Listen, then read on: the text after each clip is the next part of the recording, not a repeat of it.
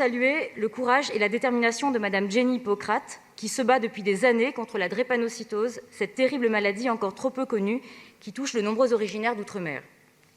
Je voudrais également, puisque j'en ai l'occasion, faire un focus sur la prise en compte des ultramarins à Paris et en particulier sur la Direction générale à l'outre-mer et son service social, le CMAI DOM-TOM, le Centre municipal d'accueil et d'information des originaires d'outre-mer, créé en 1978.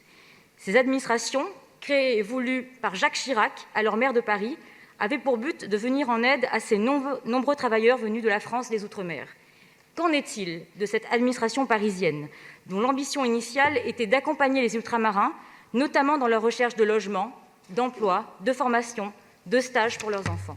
Quels sont ses moyens actuels? Quel est son bilan en matière d'accompagnement de nos compatriotes originaires de ces territoires français du bout du monde?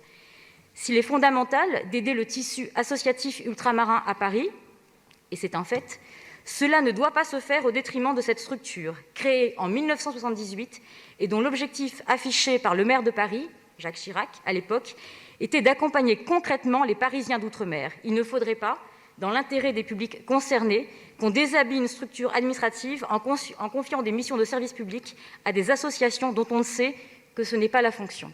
Je vous remercie.